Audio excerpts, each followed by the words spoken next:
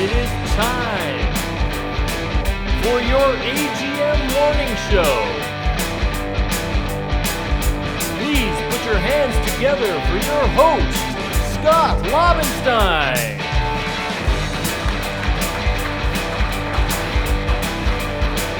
Hello and welcome. Yes, thank you. Thank you for being here live with us here. Thank you for being with us here on Facebook Live. Let's put our hands together for Eric McKenzie and the AGM Morning Show Band. Yes, the AGM Morning Show Band, more commonly known as Taylor. That's Taylor over there. So, thank you guys. Thank you. Yeah, that's great. So, how's everybody feeling this morning? They're good? That's good. Awesome. That's great. So, you know, I just you guys went to camp here, didn't you? You guys were. Yeah. Yes. I worked here though.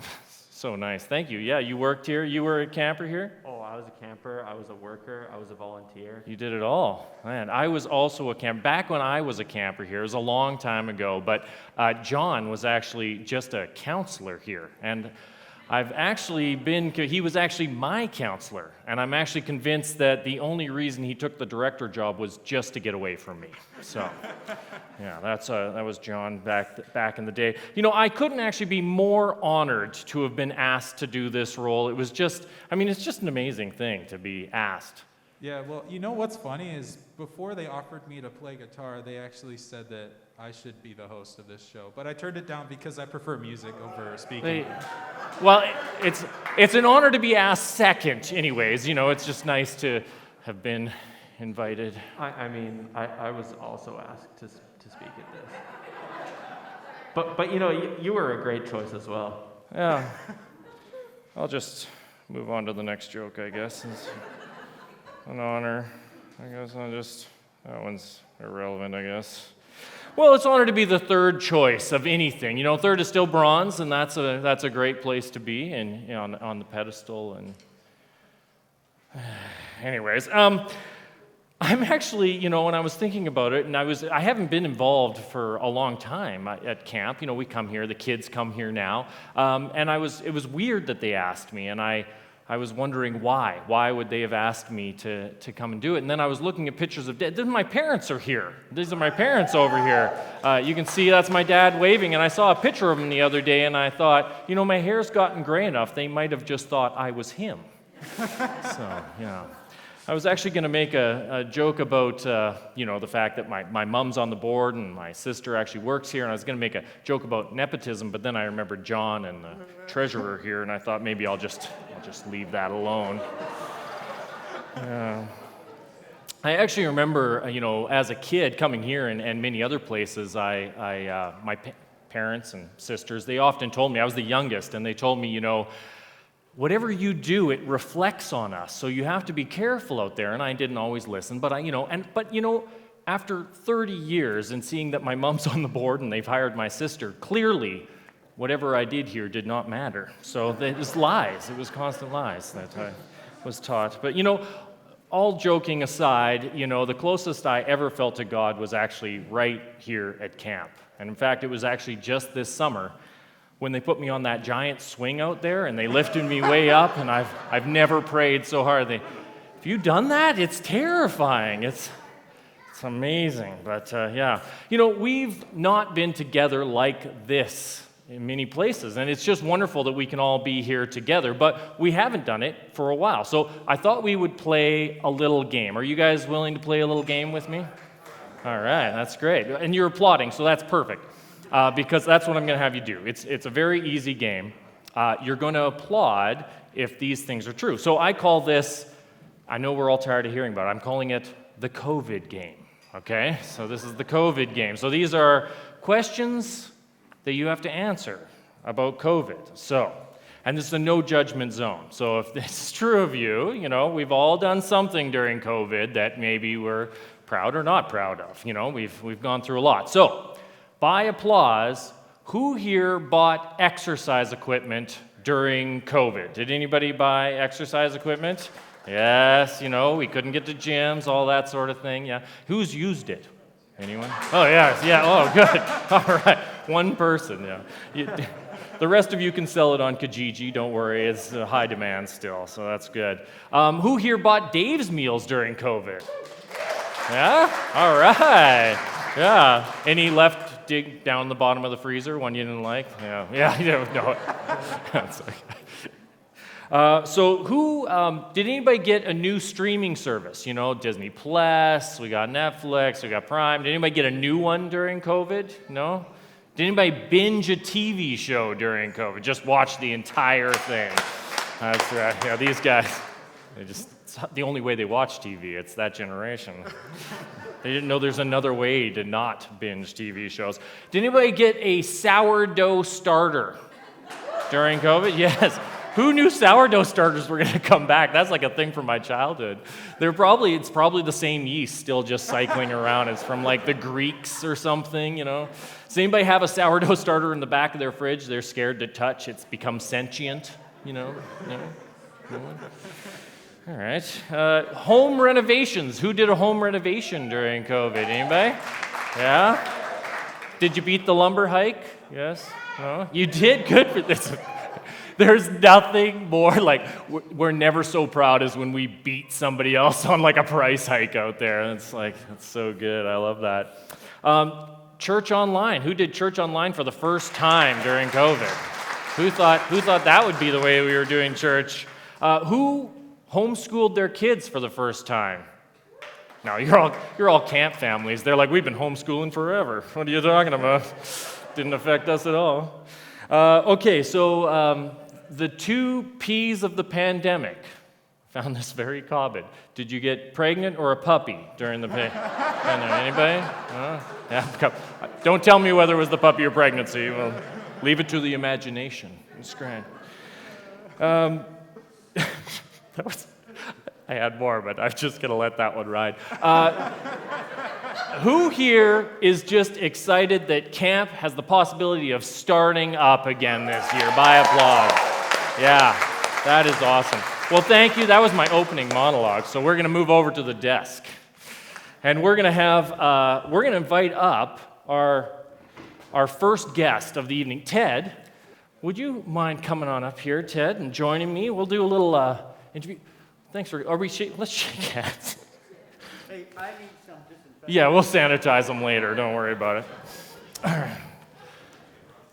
So, Ted, welcome to the morning show. How are you feeling? Scott, I'm feeling really, really good now. I was a little worried. Your mom kind of apologized and denied knowledge of what was going to happen this morning. I'm assuming my mother has contacted all the guests, actually, yeah. That's good. As you know, you're just a name on an email. That's true. That's true. I'm surprised she knows how to email. It's good to know. COVID has brought a lot of changes. I was worried when she collapsed for one of the 2 P's. I know, right? Not as scared as I was, Ted. I've enjoyed being the youngest for some time. And they're getting older, and if they got a puppy, I'm probably inheriting it, so. That was low. Yeah. So, on to the questions they've asked me to ask you, Ted. How long have you been the chairman of the board here? For people who didn't know, this is Ted, the chairman of the board. Yeah, let's hear it. Round of applause for Ted.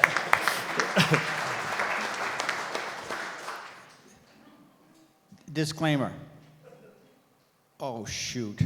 He's forgot. It's okay, Ted. We all forget things. Does No, anybody know how long Ted's been on the board? There's a Bluetooth on my phone. Okay. These are Bluetooth, so my phone is ringing. Well, maybe it's an important call. Let's have it. That's the ringer isn't going for you guys. If it's the Red Cross. Probably my daughter, and she's sitting in the back. No, she's not doing it. I gotta turn off. Should we invite her up, or? The Bluetooth is now off. So All right. okay, I'm back. That is so irritating. I was going to say embarrassing. What did you ask me? I know. In 2010, November, or first Saturday in November, I was elected. So that puts me at 11 years That's because it's a 2-year term, and I've had 5.5 of them. There's a couple of presidents who were trying for that too. So yeah. They call that a dictatorship at some point. Okay, so back 2010. What made you even consider being the chairman of the board? Well, the number one thing that made me consider it is John came and asked me if I would consider it. It's how a lot of stuff happens here at CAP. It wasn't really top of mind. I'd done a few years of church government. I did 21 years in my church government. And when I was finally booted from church government in my church, I really didn't envision going back to church to some form of nonprofit governance. Yeah. Without naming your church, which has been better, the church government or this government? I mean, I don't want to. No, I'm just kidding. So, we'll move this all on. These AGMs are way better than church AGMs. And I hope this one's probably more unusual. Too many of sure. these people have sat through my AGM, so they know the difference. So we often use this year we've been using Home and Harbor here for SABC. How is SABC home to you? As a child, my favorite experience was summer camp in the eastern townships of Quebec, literally on the border of Quebec and Vermont. We would swim across the lake to prove our swimming skills, and we weren't allowed to get out of the water on the other side. So my earliest memories of summer camp were the best week, or 2 weeks actually, of my life. And so our children, when we had an opportunity, came to SABC, and also like these boys, they were campers and workers, and it changed their lives as well. So as a parent, camp is really important to me in the spiritual development of our children, and now our grandchildren have been here. It's amazing, generational. So I've heard that fishing is a big deal for you. Is that true? It's good. This is just back knowledge. I like to fish a lot. You do? Yeah. I have a clip here, and I wanted you to see it. Can we get that clip up here, Ted? Do you mind watching? And is this? I just want to see if this is true of you here.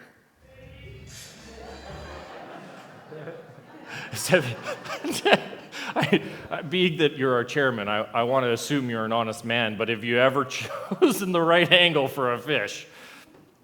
I've never bothered to do that. But when I tell anybody anything about the number or the size of the fish I catch, it's always a fish story. It's always a fish story.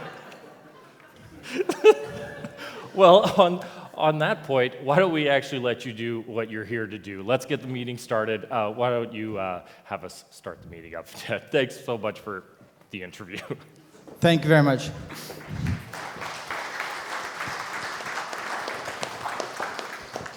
Where am I on the agenda? What are we doing now, John?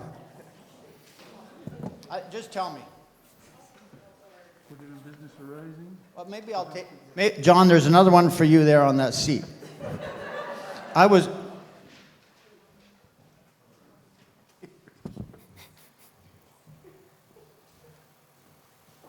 Oh, we're at... There we go. We're at number 3, which is called to order. So the meeting now is in order. The agenda...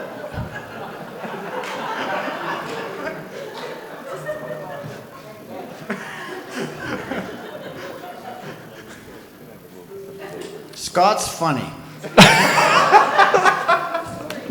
I'm not funny. I don't even try to be funny.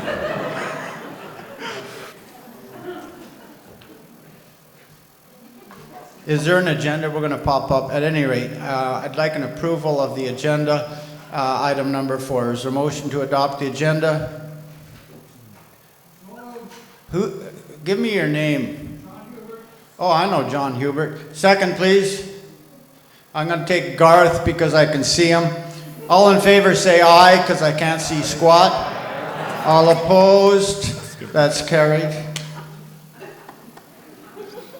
If I'm standing too close, you can back me up. Just tell me. Approval of the...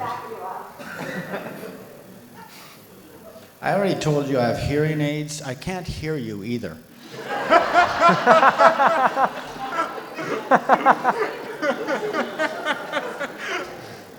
I mean, seriously. If you're a woman and you're speaking to me, you know if I can hear you already. I'm married.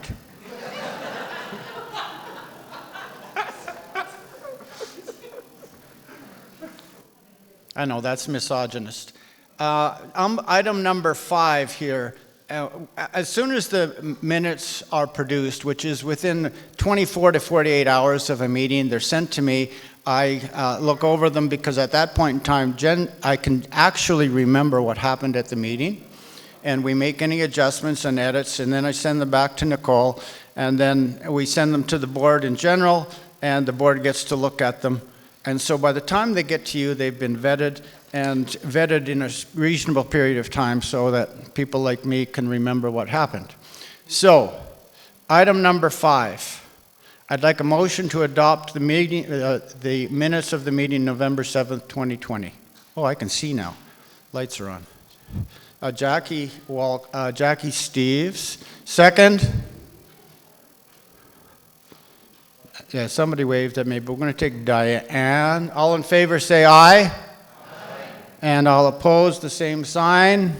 There being no objections, that too is carried. Any business arising? There being none, we'll move on to elections. I'm going to handle election 6A, and then I'm going to turn the chair over to the vice chairman. George Budd has accepted the nomination as vice chairman, and the floor is now open for more nominations for vice chairman. If there's a nomination, will you please stand and just give me the name? We'll look for a second, and we'll add them to the ballot. Is there a second? Is there another nomination for vice chairman? Still no nominations, and a third time. Nominations for vice chairman?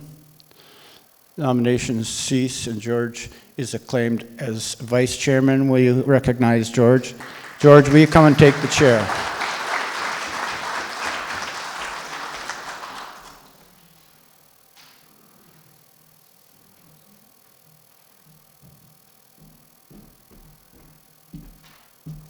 I had no idea I was going to lead this election side of it, but okay.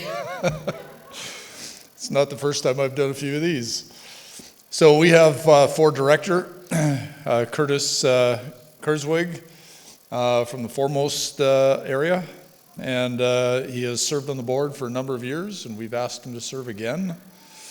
That is for a role of director, and the nominations for the floor, I guess, are open. And I don't wait long either. And I declare them closed and declare Curtis elected to that role of the director. Curtis, are you here? I don't see him, and I don't see a waving at me. So, okay, and then we have for trustees, we have 2 positions that we need. And those roles are we've asked to fill them. Cam Van Roon, who has served for a number of years on the board. He's from Lethbridge. And Heather McCoy, who is new to the board, will be new to the board if you elect her to that position. And she is from Tabor, I believe. Is that correct, John? Yep. And so we have asked them to serve, but you can nominate more if you wish, or someone else. My only request would be that if you nominate somebody, you've actually talked to them. Because nothing, I've been in meetings where, they nominate one another across from one side of the room to the other, and yep, don't like it. So, any nominations? Hearing none, I thank Cam and Heather for letting their names stand, and you for allowing them to serve in roles that they are absolutely thrilled to be a part of, as I am. So thank you.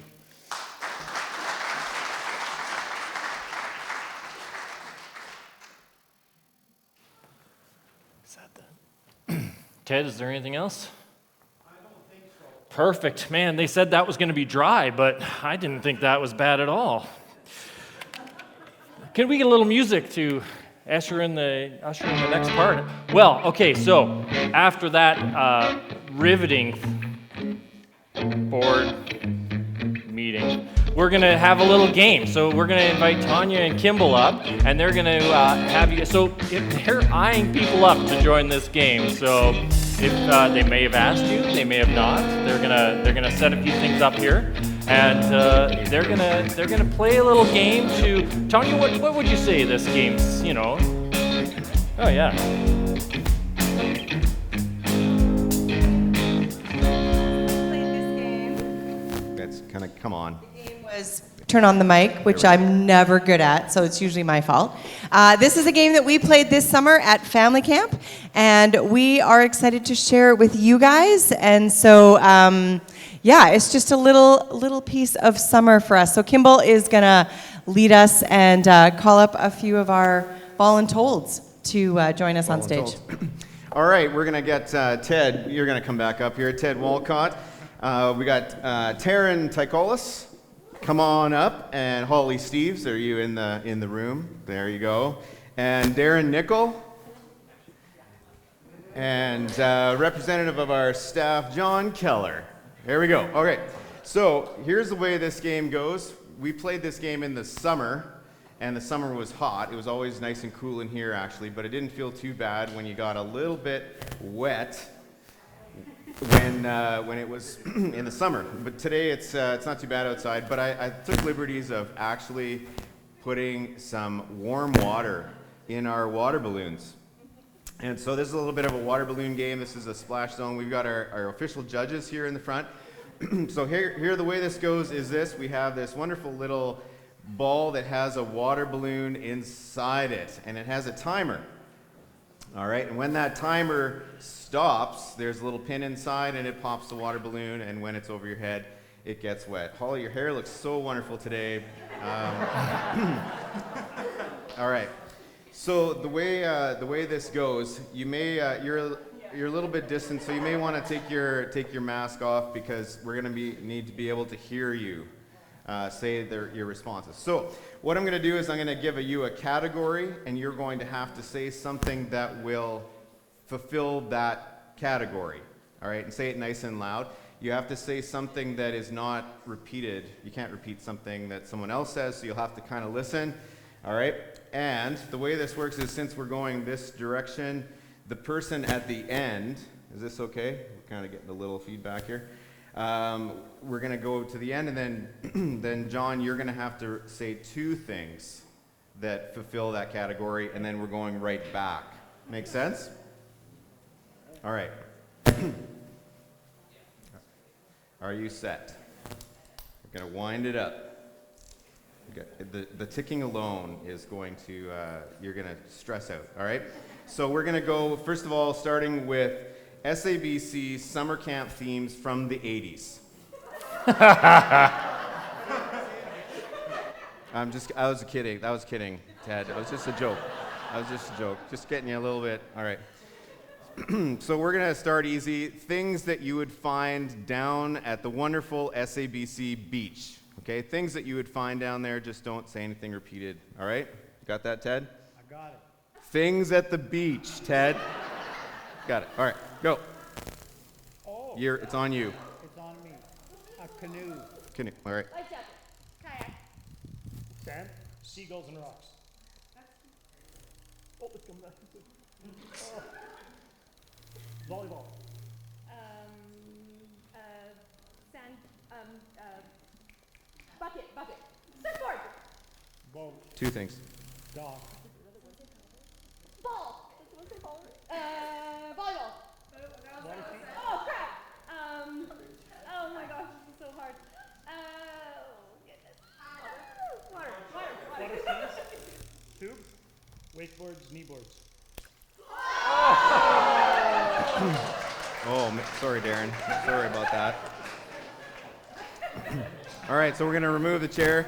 Forgot to mention, we're coming down to the end, so it's elimination. So, Darren, thank you for participating. In other words, yeah, you have to leave. Okay. All right, so John, we'll get you to move in a little bit there. All right, and one other rule I forgot to say is you need to have your back against the back of the chair so that you're not running from it. We had some runners this summer, you know, when it was coming. They were, all right, we'll start back over here. All right, now, oh, you look so stressed. It was my comment about your hair, right? It's like you worked hard at it. All right, we're not lined up. You got to get those. No, they have to. Sorry. All right, so our category is going to be SABC staff, past or present. Oh, that's just not fair. Past or present. Wow.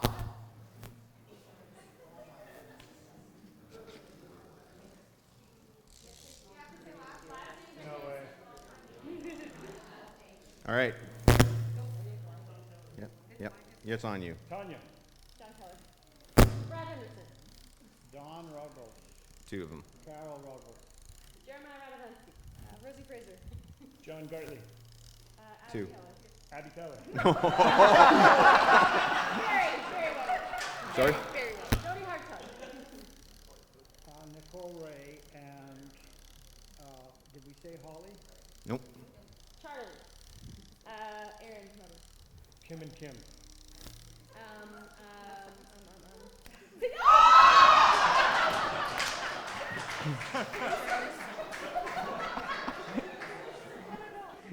Okay. Oh, thanks. Thank you, Holly. That was fun. Okay. All right, so now, as we get to this part, you don't have to say two anymore, just one, okay, on the ends. All right?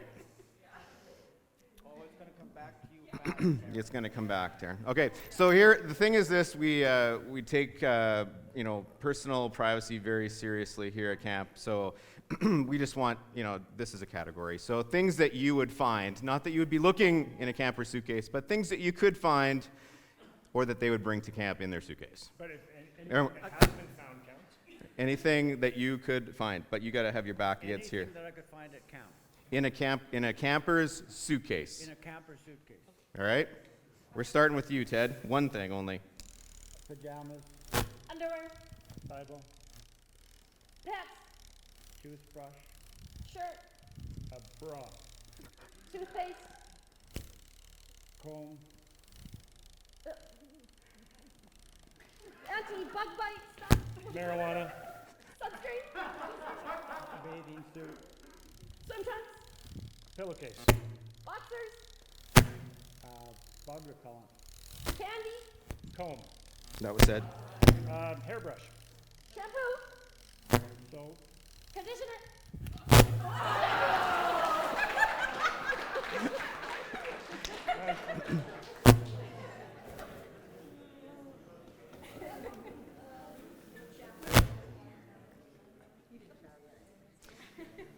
Oh, this is actually good because my next category, John might have had an advantage. All right, down to the final two. This is it. All right, things that you would find in one of our property shops here at camp. Anything that you would find, tools, anything that you'd find in the shop. Ready? We'll start with Terry. A hammer. lawnmower, Wrench. skid steer, Bulbs. screwdriver, Cutters. power tool, Scissors. yeah,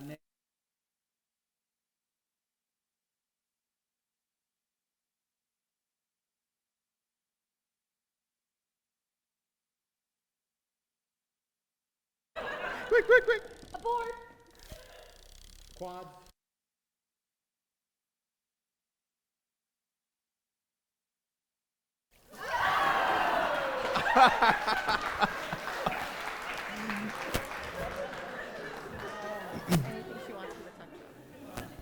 All right. Taryn, you are our winner. You get anything you want from the tuck shop for a snack. So thank these guys for playing.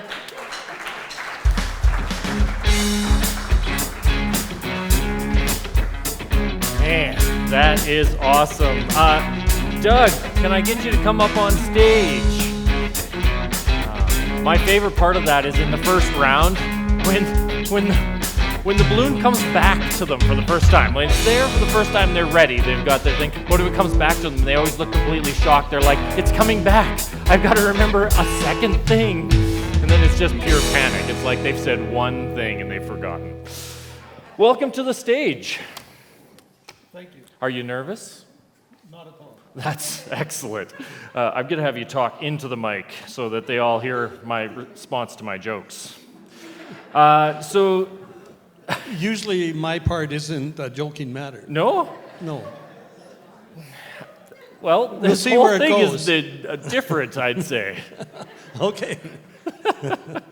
I'm going to ask you a few questions, then we're going to get to the treasurer's report, which I'm sure they're all excited about. Yeah, for I sure. don't want to take away that's, from it. That's why we're here. That's right. That's right.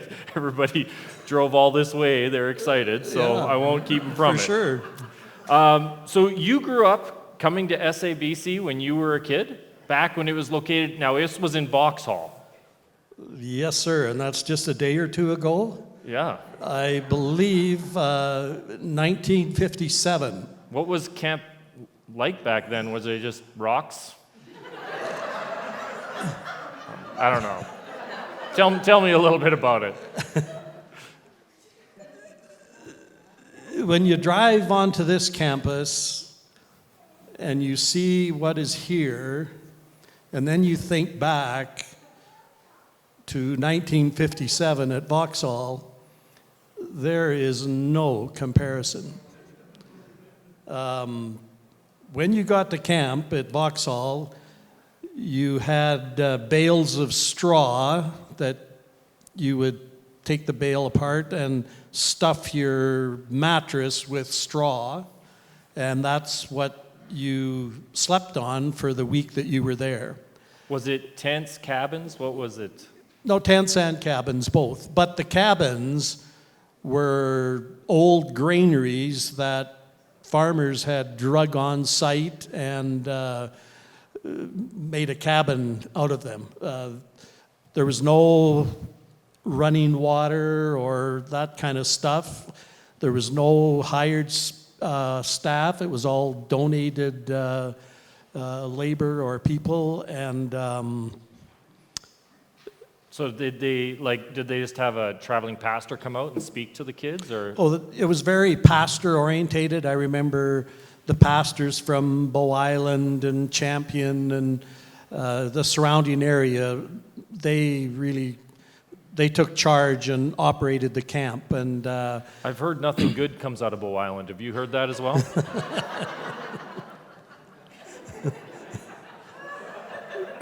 well, just nod your head. I got to be careful. We have a number of clients down there, so there's some pretty good people, and I see some of them in the crowd. So yeah, I mean, there's Tom Thacker, and I mean, there's good guys from down in that area. Yeah. And I guess that's where you're from, right? Well, I suppose. Yeah. Okay. Careful what you say. So when did it move from Vauxhall to this property here? Do you know? Somebody'd have to help me out. 81. 81? 78? Yeah, and like from 1957 as a camper, and then shortly thereafter I was on the board.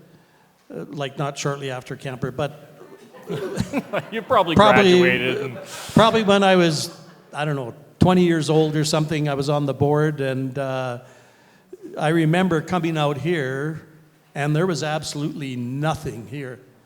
I mean, there was some spindly, dried out old grass. And things haven't changed that much. The grass is still here. We're trying hard. Yeah. There's a budget item there, landscaping and sprinklers. You know. Wait, not your budget time yet. Well, ask me questions. I got to get my pitch in when I can. So no, it was quite a move coming here, and God graciously provided this property. The Ruggles family donated it, and I remember out on the kind of the hill there we got some little twigs from the county and scratching a kind of a line in the hard prairie and sticking those caragana sticks in there. And I just thought, because I grew up just across the lake, and this part of the country was to us desert, cactus and southwest wind and dust, but man, we've got a lake here. Yeah. So that was really something to come here and see how that has evolved. Well, those caraganos, they'll survive anywhere. They're like a camp that people believe in. Amen. Yeah. So, again, SABC, we've been using this home and harbor this year. How is SABC home to you? Well, I have deep, deep roots here. I grew up just across the lake. My very first job in 1960, I was 13 years old.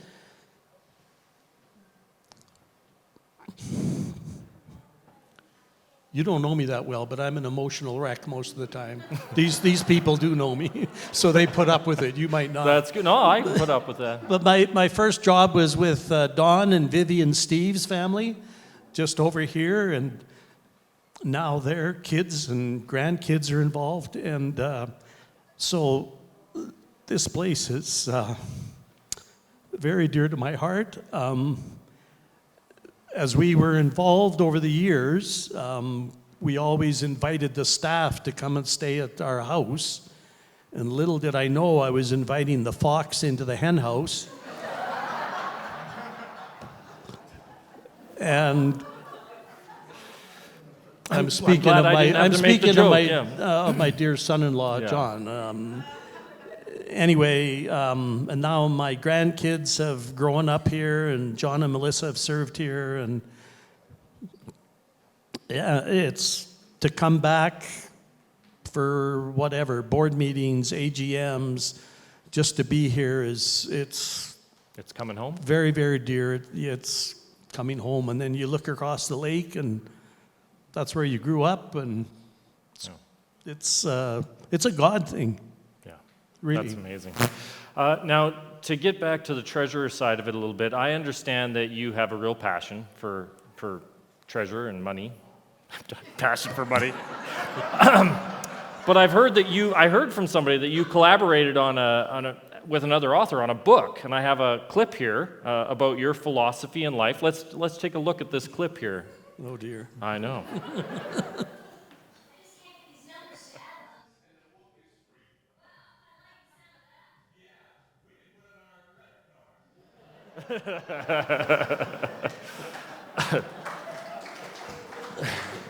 Did it take a long time to write that philosophy down? Well, I've been preaching that to my kids for a long, long time. So. Has it stuck home at all? Never mind. No, we're moving on. That's good. Doug, thank you so much for being our treasurer. Why don't you give us our report? Thank you.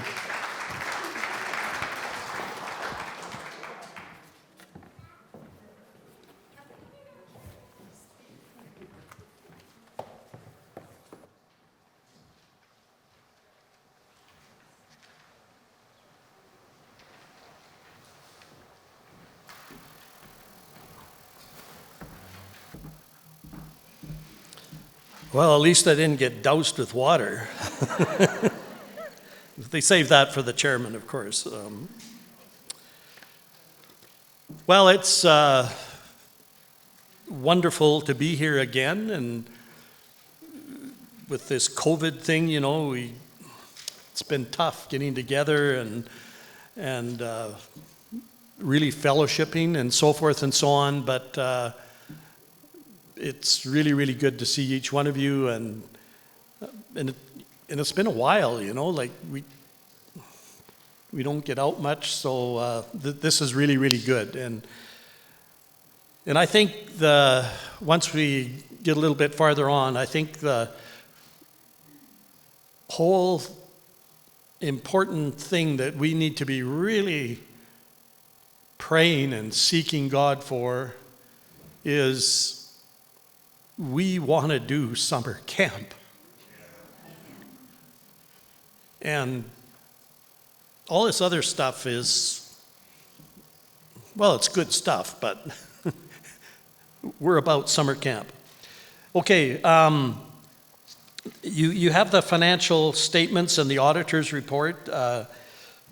These auditor's reports, they get longer and longer and more involved, but you can read through that if you so desire. But the second paragraph on that first page indicates that the auditors have done their audit, and in their opinion, the accompanying financial statements present fairly in all material respects the financial position of the camp as at our fiscal year end, which is September 30th, and the results of its operations and cash flows for the year then ended. And these statements are prepared in accordance with Canadian standards for not-for-profit organizations. The balance sheet, and I'll try to explain this in simple language if that's possible. But with nonprofit organizations, you have different pots of money that you account for. And we have 7 different funds that we account for. The first fund is our general fund, and we operate out of that. So that's why we have due to and due from these different funds. But all the money goes into one bank account. The checks are written, and then if there's money have to be transferred into any other fund, it is. So at the end of our fiscal year, you'll see there we had some cash, some short-term investments, some receivables, some inventory, some prepaid expenses. So we had total current assets of $401,000. We had prepaid expenses of $215,578, and that's a lot of prepaid expenses, but that's involved with our water situation with the Little Bow Resort, and it was either pay, I just forget the interest rate that they want, wasn't it about 9% or something? Too high. Yeah, too high. So we negotiated a number much lower than that, and so we don't have to pay, we pay the operating costs but not the capital costs of the water treatment facility over there. So over the next, I think we're amortizing that over 25 years, that prepaid expense will reduce as we use our capital portion of that. We have a couple of due froms in the general fund, and then we have some patronage reserves, UFA and credit union of $4,000. So we have total assets in the general fund of $828,000. We had some payables, and then we have unearned income, which is monies that people have left with us as a deposit on future rentals. And then we owe money from the general fund over into the Thomson Royer and the All Aboard Fund. And we have long-term debt in the general fund of $60,000, and that $60,000 is a loan from the government to do with COVID. And at the end of the period, end of December 2022, if we pay back 40, they forgive 20. So, but at this stage of the game, we owe them 60, no interest. So it's kind of a, here's $60,000, pay us back 40, and we'll forgive the 20. So in the operating fund, we have equity or unrestricted balance of $558,921. The Thomson Royer, the CCB, and the Mountain Endowment Fund are used for paying staff in the summer. It's their scholarship funds. As you know, on people passing away, a lot of times individuals will donate money to the camp in memory of so-and-so. All that money goes into the Thompson-Royer Fund. The CCB fund is monies that were given to us with a specific ear tag to, again, do scholarships. And when my dad passed away, it was his wish, and our family has donated money with the same idea that students from Trinity Western College that come here and work for the summer are eligible for scholarship monies. So in the Thompson-Royer Fund, there's a balance of $326,000. In the CCB Fund, $148,000. In the Munton Endowment, $294,000. And then All Aboard Fund, that's the fund where campers, or this year families, if they weren't able or found it difficult to pay to come to camp, we take money out of that All Aboard Fund and transfer it into operations to pay for their coming to camp. And that All Aboard Fund is replenished and funded by the Ride for a Reason program. So you hear Ride for a Reason, people get on their bikes or whatever and raise money that way. All those funds go into the All Aboard Fund, and there's $232,000 in the All Aboard Fund. The Capital Fund, you see there, we have some money on deposit, a fair bit of money actually, $990,000.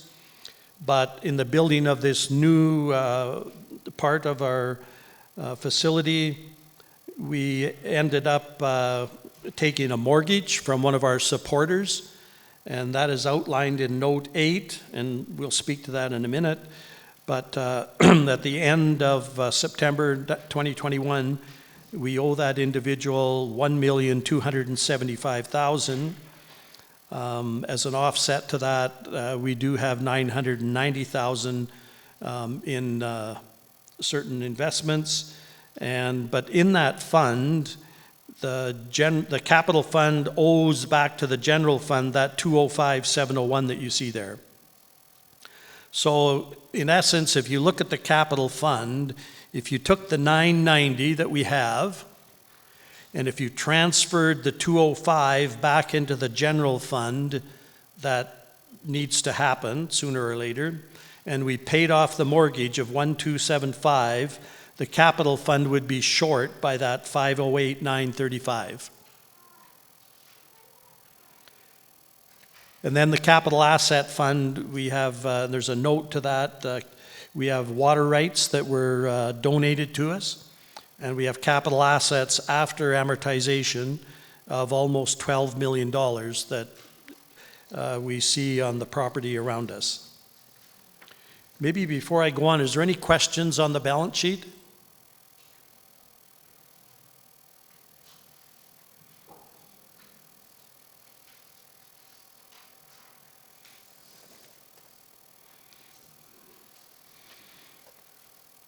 Okay, over on the next page, don't be shy.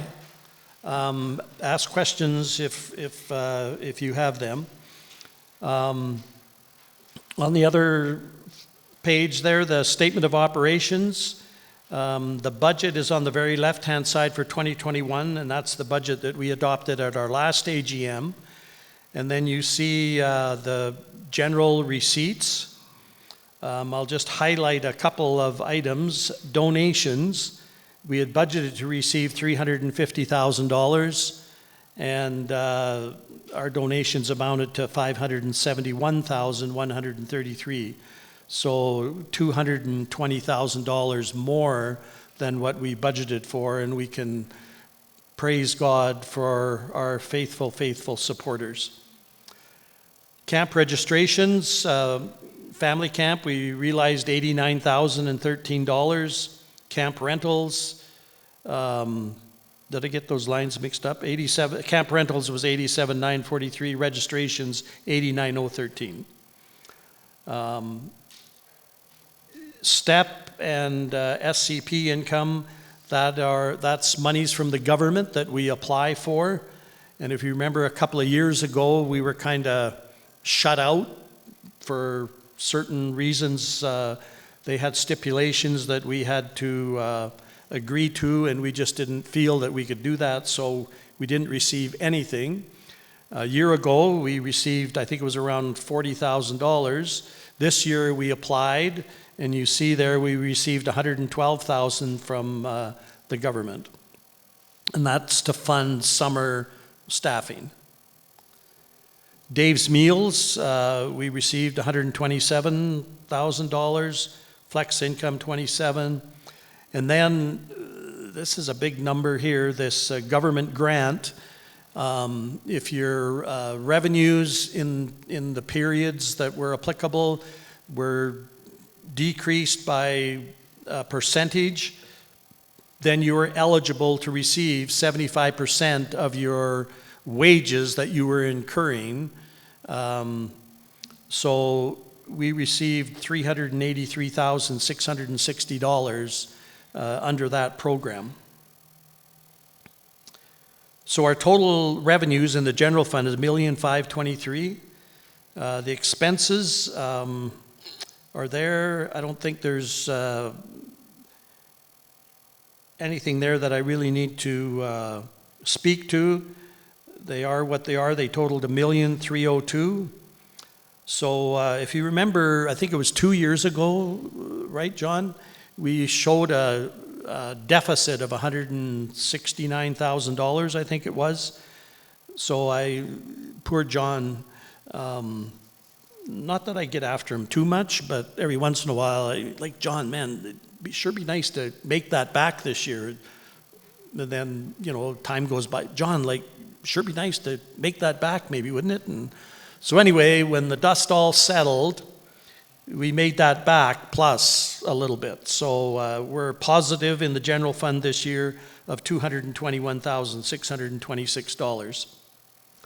The Thompson and Royer Fund, we realized $11,422 in interest and or gain on sale of investments. We received $16,000 in donations, and our book value of the assets in that fund for the year increased by $54,173. So we're showing a positive $82,478. In the CCB fund, we received interest and gain on sale of 13, and our investments went up by 31, so we're 44,809 positive there. In the Mountain Endowment Fund, there was 10,000 of donations, 85 realized, almost 42 increase in value, so 60 positive. All aboard, 10,000 in donations, 99,000 raised by Ride for a Reason.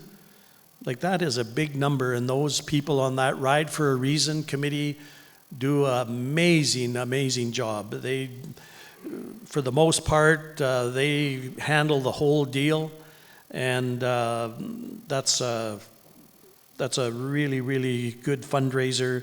And as a board, we've discussed this. We're going to use that money. It's no use just sitting there, so we're taking steps to use the money that's there. In the capital fund, we received $813,000 in donations. We had interest and realized gains of 13. The money that we have on invested, we had an unrealized gain of 31,000. And then the Champion Evangelical Free Church gifted us a home in Champion, and we rent that out. We received $12,375 in rent on that home. The expense side of the capital fund, the interest on the mortgage, $34.92, property taxes on the home in Champion, and some fees that we pay the company that handles the rental part of it for us, $1,813. So we were positive in the capital fund by $836,526.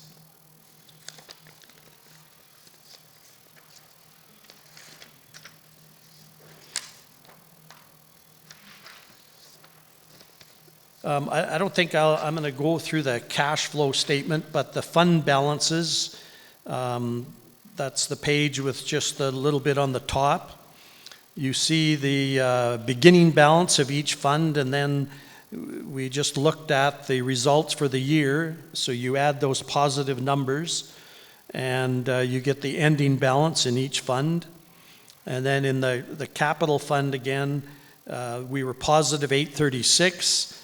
We finished off the building, bought some furniture and fixtures, did a little bit of landscaping to the tune of $335,000. So that comes out of the capital fund, and you see it positive going into the capital asset fund.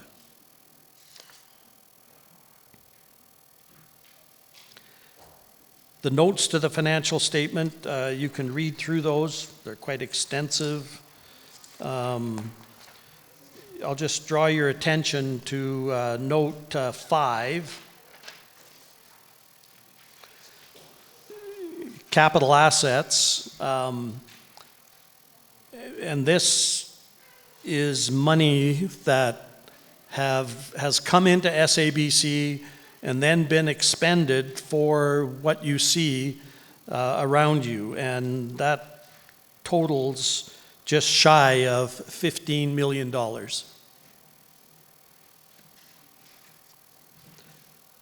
Accumulated amortization of $33,300,000 and some. That's our book value, leaving $11,655,000 that was on the balance sheet.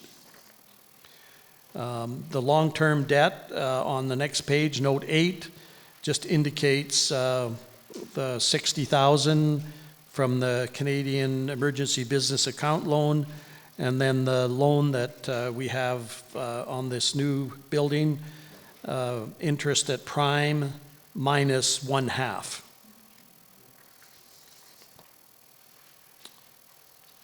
So any questions on all that? There's a lot of numbers there and probably a little bit hard to understand and follow, but love to hear any questions that you might have. And if you're shy and don't like asking questions, I'm around for a bit and would love to have a chat.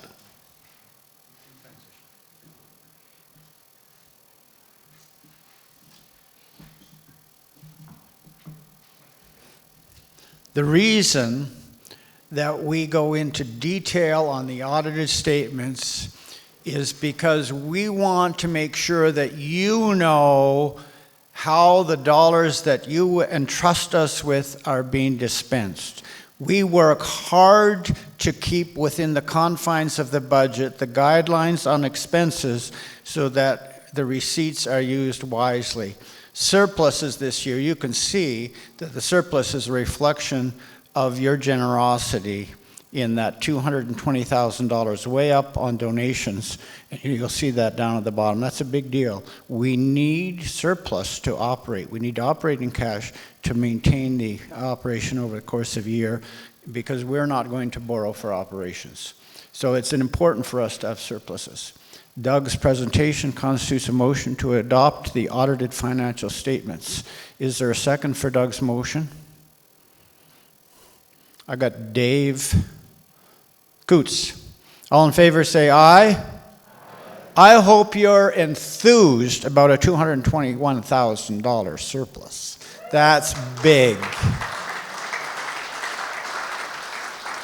I want you to notice how much last year's expenses were, because we're going to go to this year's budget.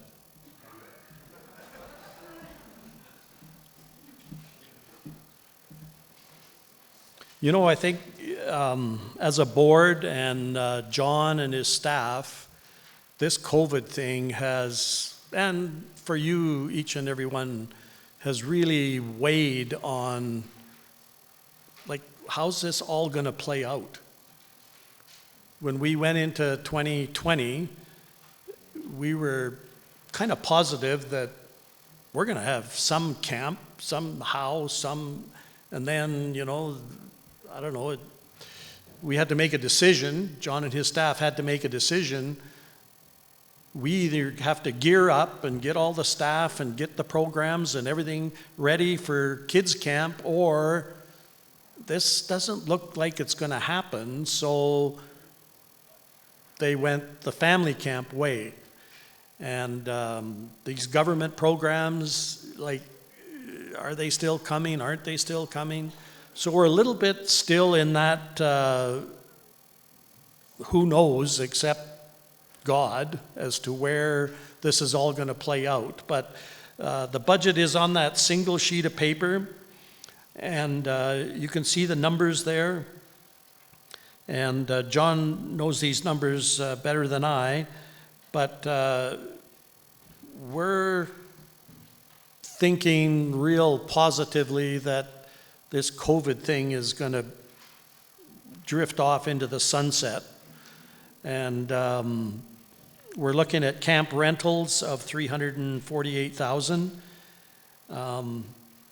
That number, you know, you might say, well, how can you budget that? Well, those rentals are booked as long as we can go ahead under the restrictions and laws of the land.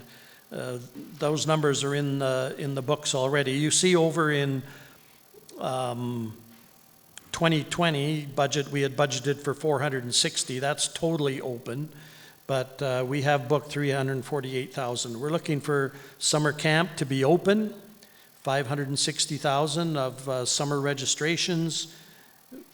Step income, like I say, it's always a bit of a unknown, but we're budgeting 110. And then, as I indicated, from the All Aboard Fund, we're budgeting to take 130 out of that and use that for campers that can't afford to come. And we're budgeting $125,000 for wage subsidy again.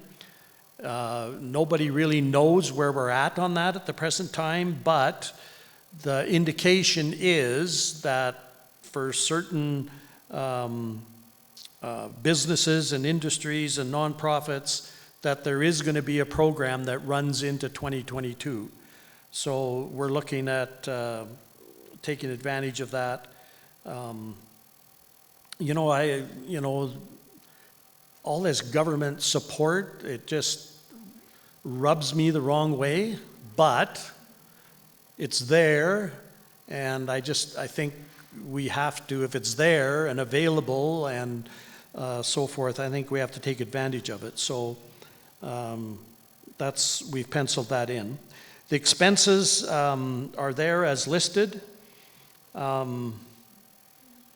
And as you look at these numbers, like, this is quite the operation. So the board, John, his staff, we covet your prayers. We deal with a budgeted expense column of $1,833,000. That is a lot of money, and my prayer and my attitude is that we want to be the very, very best stewards that God would want us to be in the operation of the camp. So I think that's the operation general budget. I think we'll pass that or not, make changes, whatever you wish, and then we'll go on to the capital side in a minute or two. Doug's motion is clear to adopt the budget, operating budget as presented. Is there a second? I got Gunther Laubenstein. It's his son that's being silly up here. All in favor say aye. All opposed, the same sign. That's carried as well. Capital budget. Okay, capital budget, that's on the flip side, and just looking at the second column in is where things finalized for September 30th, 2021. We received $871,000 in revenues. The expenditures there are $370,000. You see Heritage Hall, that's the facility that we're in right now. Furniture and fixtures, we spent 107. You can see the budget to the right of all that. So we spent 370 of the 871. So we were positive $500,000, which we need to be because we have every January 15th, we have that $400,000 payment on the mortgage. So that's why we want to be positive each year in the capital fund. And remember, in the capital fund, even though you saw we had a pretty substantial amount of cash, but $200,000 of that is owed to the general fund. So just keep that in mind. It's just how the accounting works. So for this year, John and his staff have gone through this in, I would say, extreme detail, John? And there's certain things that we want to look at. We program laser tag there where we want to do that better. Some of that equipment we bought used and is old. Dock expenditure, and you'll see above, we call it Lethbridge. That's a little bit of a misnomer. It's not Lethbridge grant, but we're going to receive a grant of $25,000 to do some work on the dock, which we think was going to cost us $75,000. So our expenditures in the capital fund is $244,500. Our revenues, we're budgeting $644,500, which leaves the $400 to pay on the mortgage going forward.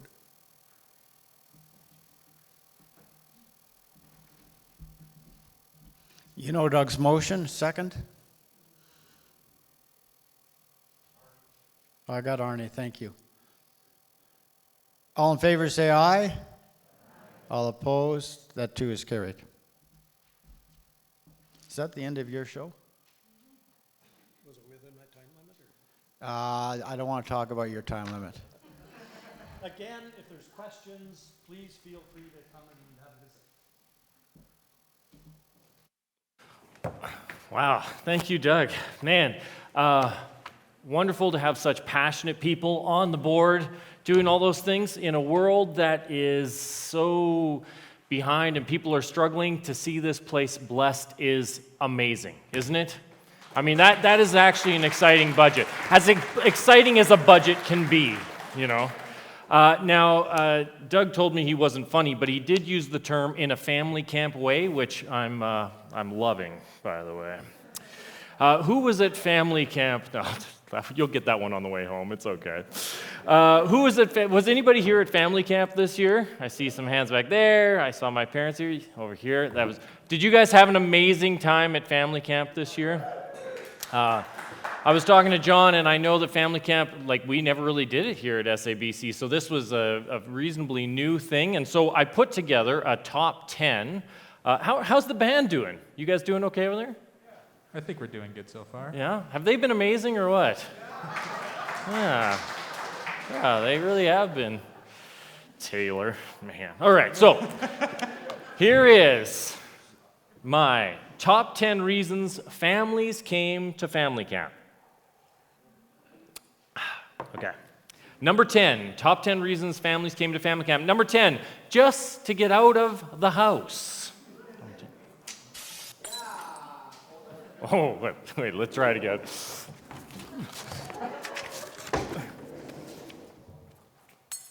Oh, yeah. So I broke glass when I was a kid. It's much louder than that. All right, top 10 reasons families came to family camp. Number 9, they did not realize they'd have to bring the kids. Oh, that was way better. Top 10 reasons family came to family camp. Number 8, John. You can pick your John, by the way. There's a bunch of them.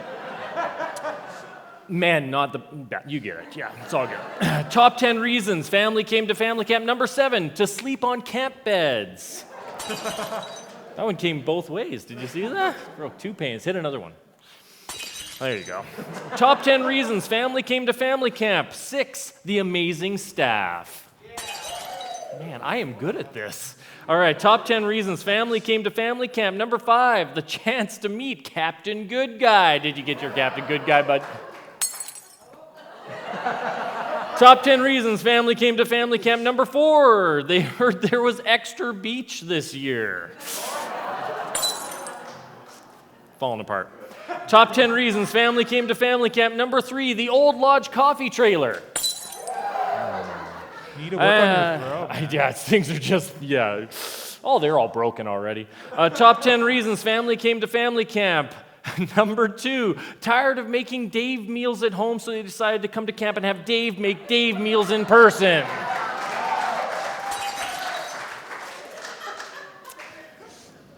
Top 10 reasons families came to family camp. Number 1, to make memories as a family.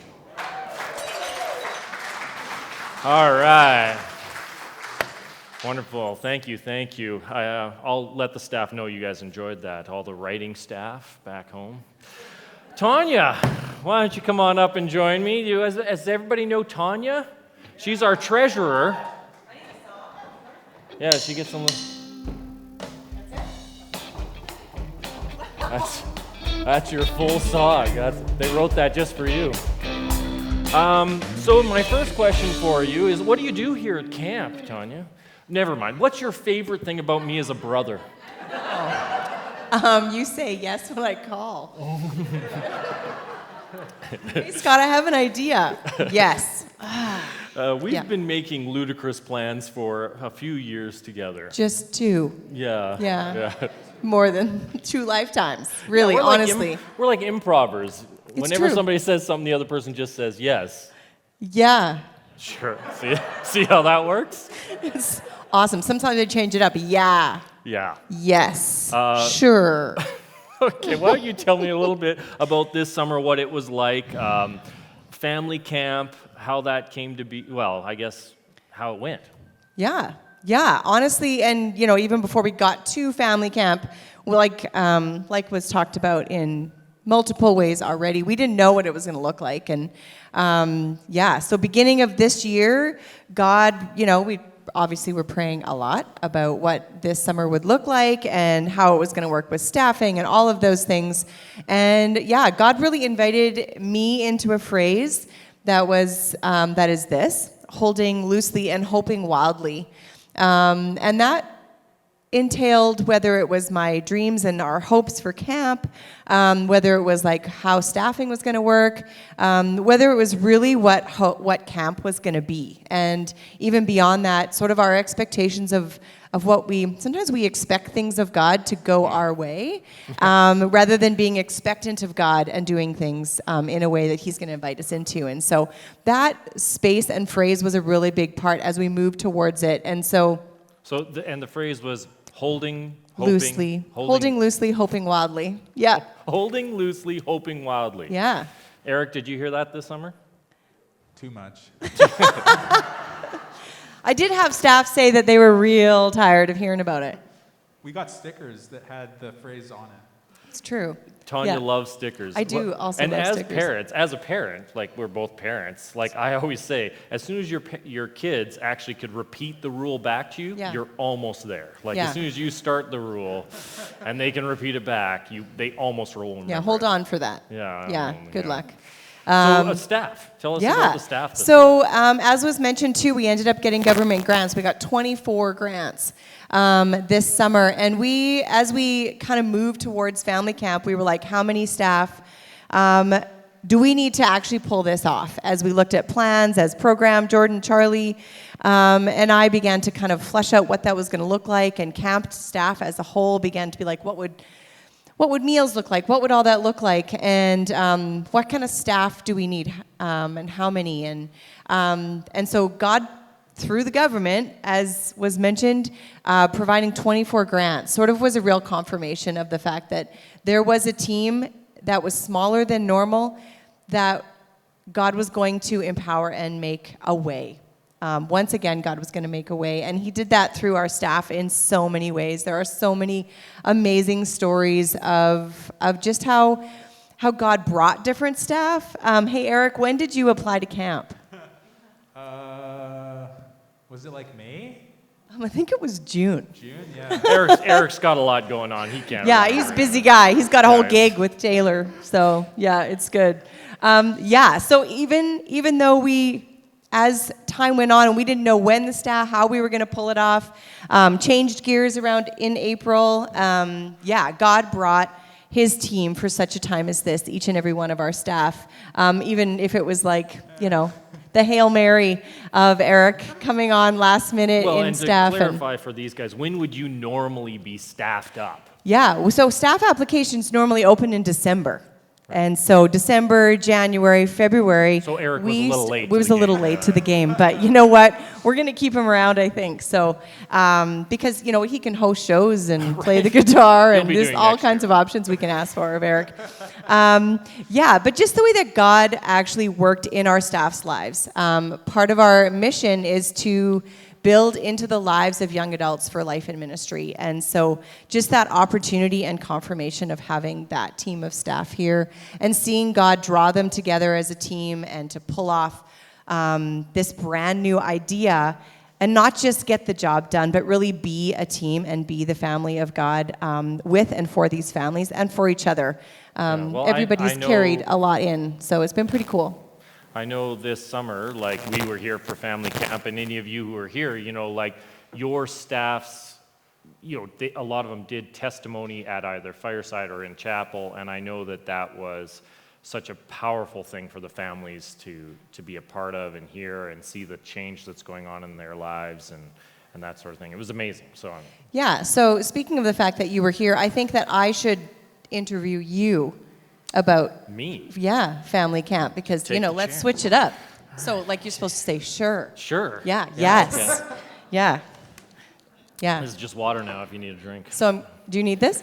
No. Okay, so I'm going to see if I this don't. works. All those things are, Nice. I like look this. at the way you landed Ooh. it with your name out. I know. Well done. Look at Tanya with lights behind it. Woo! I like this game. That's amazing. Okay, so hi Jordan- Scott, Jordan welcome to the Charlie, show. When you say Jordan Charlie, do you have one of those like mixed names for them? Just mostly if I mess it up. Yeah, they both say no. They're both shaking their heads. Jorley? No. You know what? I'll just let you just dream about that. Okay. So, Scott, tell me about the fact that you came to family camp. So I did. I can tell you all what we did, but we want to give you an opportunity to hear about it from somebody who came and enjoyed it, I assume. So tell us a little bit about your family's experience here at family camp. Yeah, my wife told me we were going to family camp, and I was very excited about it. She also said yes. Yes, she also says yes. She said yes to me, which is a full amazement. No, it's amazing. I mean, obviously, we grew up here. This is my camp. My kids have been coming here since they were able to come to camp, and missing that year, they are our family's family that invites people along. And so not only were my kids very disappointed when camp couldn't happen that year, but a lot of their friends, right, who they have dragged out to camp all these, Invited and brought. Oh, yeah, I Right. mean, that they invited and brought. But no, they were like, aren't we going to camp this year? And so the opportunity to go this time, and we invited a bunch of families, and just being able to come here with family friends and, experience camp with them. And for some of them, the first time was just amazing. Yeah, so are there any kind of stories that you want to share from, spending time here with your family, with your kids?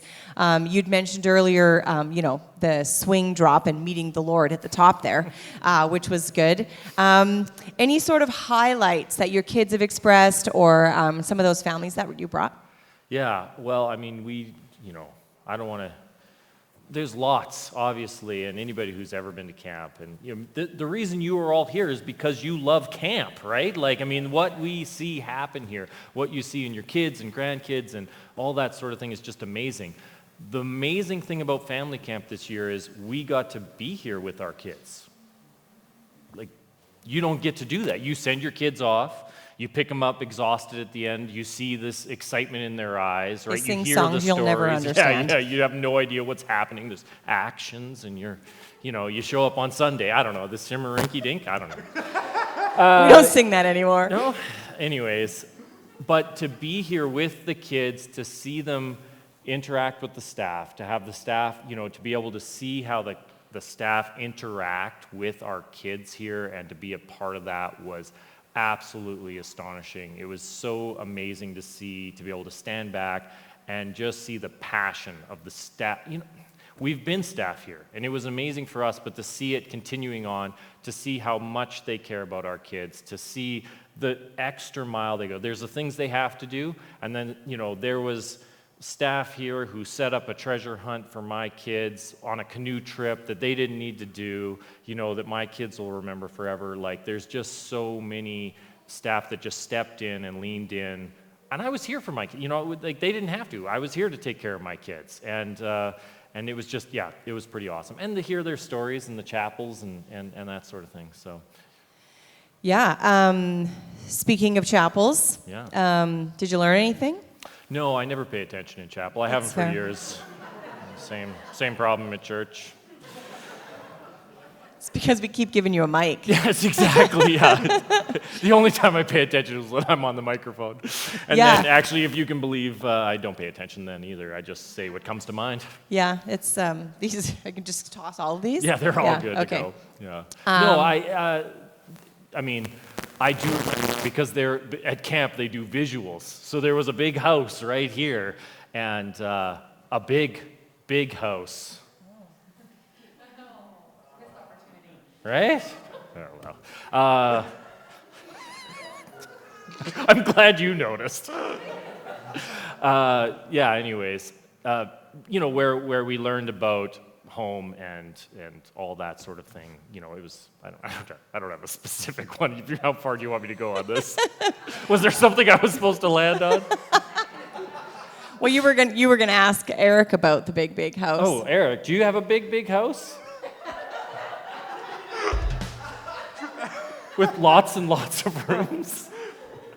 Well, I mean, I have like 2 bedrooms in my house. I think three or four. Yeah. Do you guys read your emails or anything? No? That's okay. Well, I think it has lots of rooms in it, Yeah. But there's a song that we played at chapel that has a very similar ring to that. Oh. Funny enough, I don't remember how it goes, but not all shtick works, and sometimes you just have to roll right past it. yeah, exactly. Yeah. Perfect. All right, so we're gonna. Yeah, there was a whole thing there that we're gonna move on. Yeah. So Camp for You also happened this summer, which was really fun. So Camp for You was 2020. Now that's back to you. You have to switch back. Oh, okay. Well, okay. Take my clipboard. So Camp for You also happened. We filmed it in the spring, and then it was produced and put out all summer. But families got to be a little bit of a part of that. Oh, yeah. So that was you. So you should come back over here because you're going to talk about it. Okay. Oh, man. Okay. So tell us about Camp for You experience this summer, Yeah, it was Scott. great. So not everybody got to do this at family camp, but we happened to be here. You guys were recording. There was a big finale game, and it was amazing to be invited into Camp for You, just to be able to. So they had a big wide game, which again, my kids haven't, we weren't doing these things because it was camp, so we got to do that. And just to get in there with all the staff and that craziness and have all the kids and parents and everything just doing that and knowing it was going out and for people to see a little snippet to know that was still happening, I think it was probably good for everybody, but it was great for us.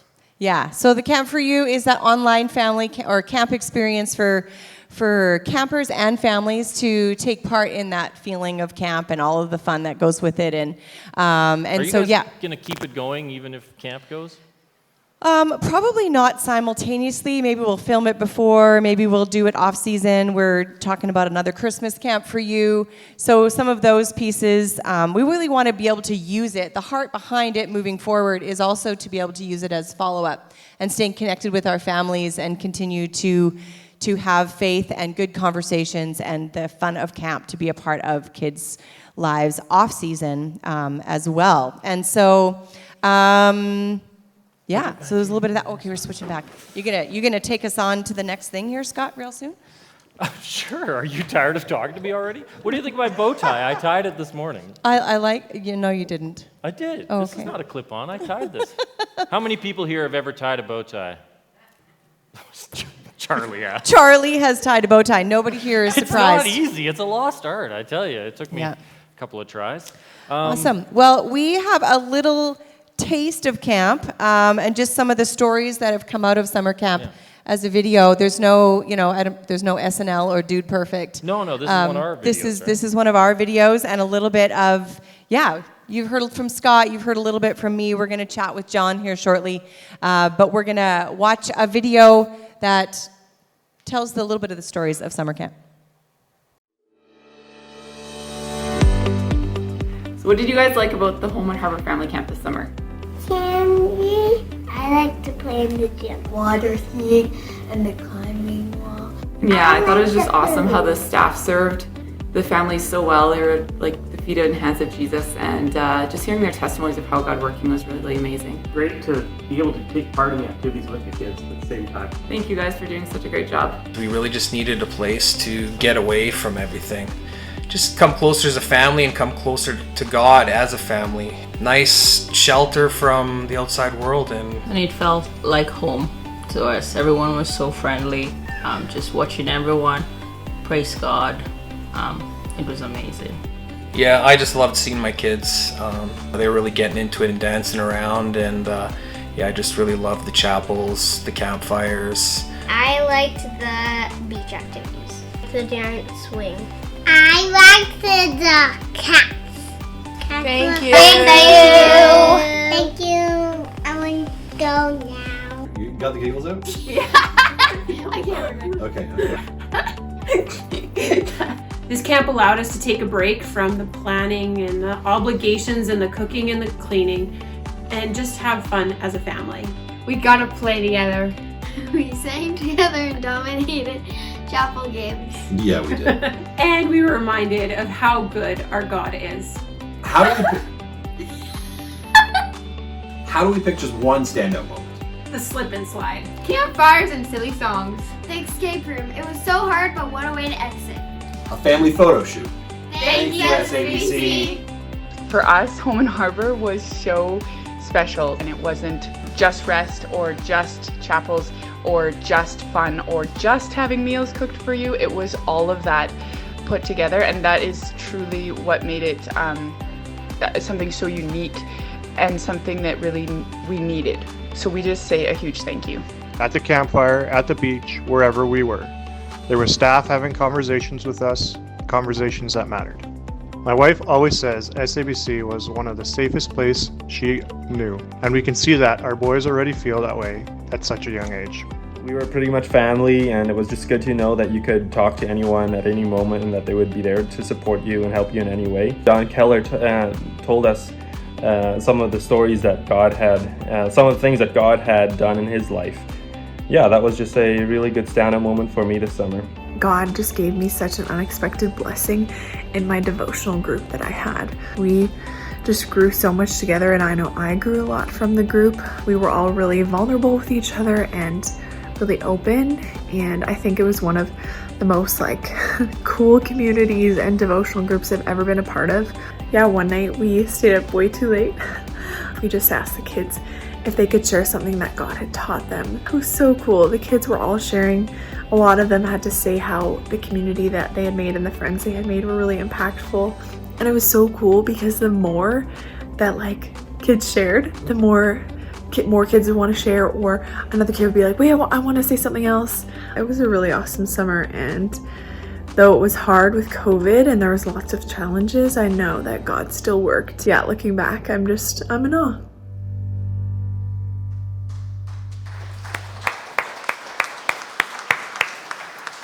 Yeah, the Hope for Family Camp was all of that. And so we're just really grateful that God took those hopes and made them a reality. So it was pretty amazing summer. So thank you as well. That was said even from our board. We just also want to say thank you for the support and of our churches and our constituents to be a part of what we get to do in the summer and year round. So yeah.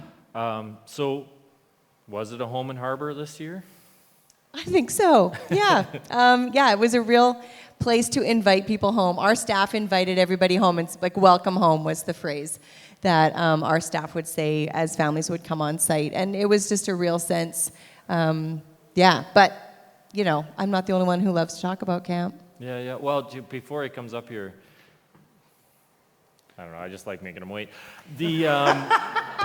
Okay, John, why don't you come on up here? Let's bring John to the stage. Music. There, John. Here, let's have him come on up.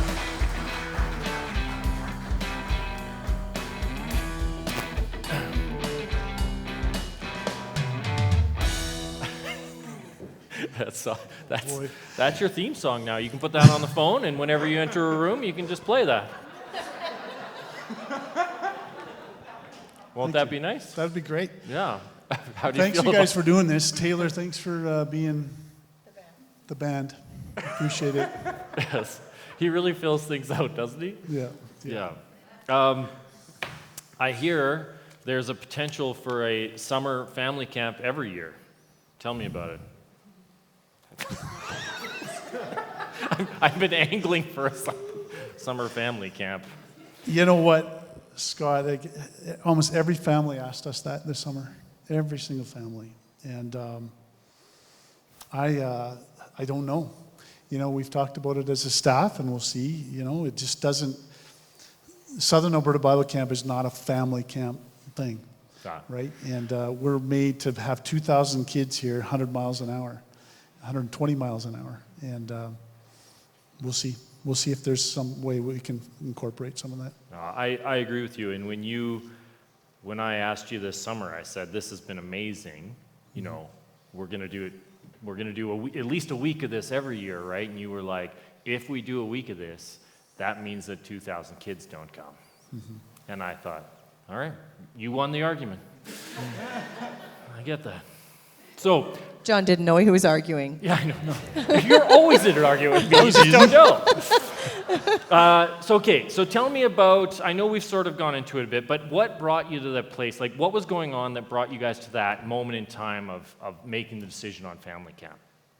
Well, you know, when we go back 2 years, say 2 annual meetings ago, you weren't there. No.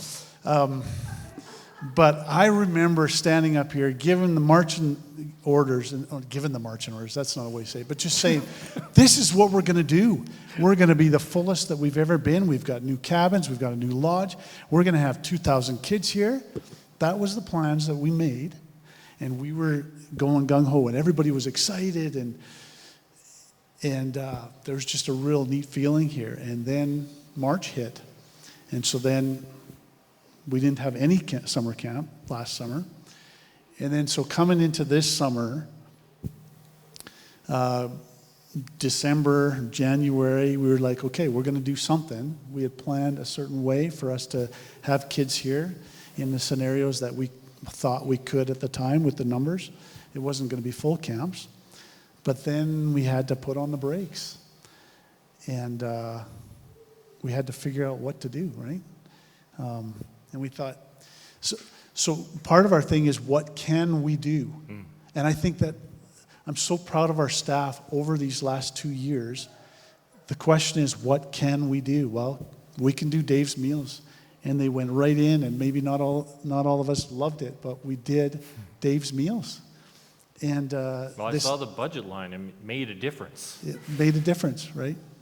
And then this last summer, what can we do? Well, we can't put kids from different family units in one cabin, but hey, we can put the same family units in the same cabins, right? We can do the family way.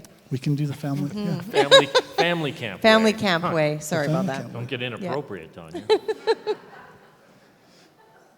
Yeah. So it was early. We as we talked about what can we do, we talked about multiple options, and so we'd sort of started down a number of tracks of planning, and then as we as we kind of got into spring, we were like, we're going to need to make a decision. Yeah. And so then we set aside and invited our board into a day of prayer. And just for real direction and confirmation and what can we do, what should we do? And sort of that day of prayer was kind of set aside, and John led us in God's word and to God's word and to God to invite him to give us that confirmation and assurance that if we make a decision, God is going to make a way. And so that was kind of like April 3rd that we changed gears fully. Yeah. So, like you said, you guys aren't a family camp. Like I say, I never went to family camp as a kid. Like, you know, I know lots of camps do an opening thing, and you guys never, like SABC, to my knowledge, has never really been a family camp. You guys didn't know what you were doing. Surprise! Yeah. So so how'd it go? Like, how'd you guys, like, you know, how was it? Well, you know, we have done family camp weekends in the past. We had a weekend, but I never really thought we did a very good job of it. I've since then heard from other people, maybe even here, that actually they loved coming to family camp weekends. They're Christians. They can't lie. Yeah. But, you know, it was always the second thing. You know, oh, we got a weekend here. We'll do family camp. And then we'll get into summer camp that we really know what we're doing. And so that was always in the back of my mind. Can we, you know, should we do this? This isn't our thing. But at the same time, I love our staff. I love how creative they are and how we can work together to accomplish something. And I had confidence that we could do it, even though it was my second choice or my second plan or plan B or whatever. That was out of my control, though.